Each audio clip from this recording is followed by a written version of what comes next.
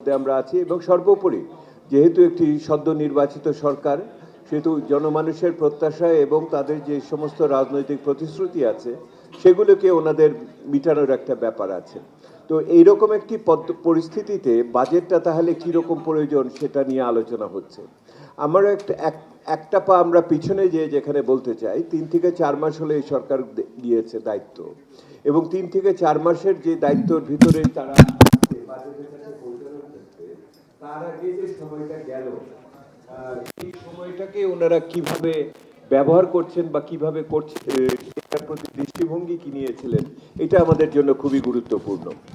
1 নম্বর যেটা গুরুত্বপূর্ণ হয় সেটা হলো যে ওনারা কি অবস্থায় এই অর্থনীতিকে পেয়েছেন তার কিন্তু ওনারা কোনো প্রামাণ্য দলিল তৈরি করেননি। অর্থমন্ত্রী বাজেটের সম্পর্কে বা অর্থনীতির পরিস্থিতি সম্বন্ধে সংসদে বিভিন্ন বক্তব্য দিয়েছেন, কিন্তু একত্রিতভাবে এই অর্থনীতির কি পরিস্থিতিতে আমরা যেটা থেকে বেঞ্চমার্কিং বলি সেটা কিন্তু ওনারা করেননি। যদি ওনারা করতেন তাহলে কিন্তু ওনারা আরও অনেক বেশি সম্যকভাবে যেই অর্থনৈতিকের যে চ্যালেঞ্জগুলো ওইটা সামনে আসতো।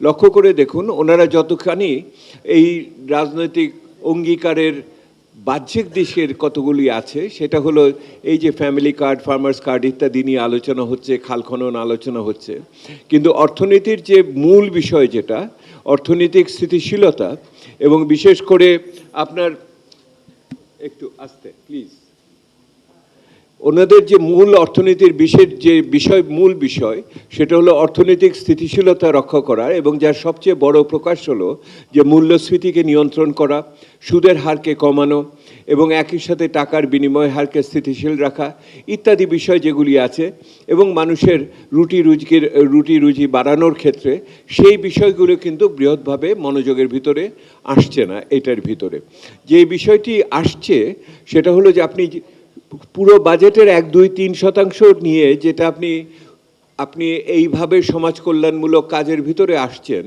অথচ প্রতি জায়গায় বিনিয়োগ বৃদ্ধি এবং কর্মসংস্থান বৃদ্ধি করার যে মূল জায়গাটা সেই জায়গাটা যথেষ্টভাবে গুরুত্ব পায় না। কারণ হলো আপনি সামষ্টিক অর্থনৈতিক ব্যবস্থাপনা নিয়ে কথা না বলে আপনি বিভিন্ন এই যে গুরুত্বপূর্ণ এটার আবেদনপূর্ণ কিন্তু তাদের অর্থনৈতিক তাৎপর্য সামগ্রিকতায় কতখানি সেইটা একটা গুরুত্বপূর্ণ বিষয় হিসেবে আমাদের চোখের সামনে আমরা সেইভাবে দেখি নাই এই সময়কালে। এখন যেটা বিষয়ের ভিতরে আসে, মন্ত্রী মহোদয় এসে বলবেন বাকিটুকু, যেটা আমি আপনাদের আরেকটু আগাই এটাতে, সেটা হলো যে এইরকম একটি পরিস্থিতিতে তাহলে সরকারের কি করণীয় ছিল। আমি প্রথমেই বলেছি ওনাদের একটা ভিত্তিভূমি মূল্যায়ন করার ব্যাপার ছিল, হয়তো আরেকটা শ্বেতপত্র ওনারা করতে পারতেন। আর যেটা করার ছিল, এই যে 3 থেকে 4 মাস সময় গেল, এই 3 থেকে 4 মাসের সময়কালের অর্থনৈতিক কৌশলপত্র একটা দিতে পারতেন। স্বল্প মেয়াদে অর্থনৈতিক কৌশলপত্র যদি একটা থাকতো তাহলে একদিকে যেমন থাকতো যে আমাদের নীতির ধারাবাহিকতা কিভাবে থাকবে, একই রকমভাবে হয়তো থাকতো যে আমরা কিভাবে এটাকে উত্তরণ করার জন্য যে কী ধরনের সংস্কার কর্মসূচিকে আমরা অব্যাহত রাখবো সেটার বিষয় ছিল, এবং একই রকমভাবে এই যে স্থিতিশীলতা অর্জন করার জন্য স্বল্প মেয়াদে যে সমস্ত পদক্ষেপ নিচ্ছি সেগুলো সম্বন্ধেও কথা ওখানে আসতে পারত। আমাদের দুর্ভাগ্য যে এই যে 3 থেকে 4 মাস সময় গেল, আগের সরকারের বাজেটের উপরেই ওনারা দাঁড়িয়ে রইলেন। নতুন কিছু এই সংকটকে মোকাবেলা করার জন্য এই 3 থেকে 4 মাসে ওনারা কি পদক্ষেপ নিলেন তা কিন্তু স্বচ্ছভাবে আমাদের সামনে আনলেন না।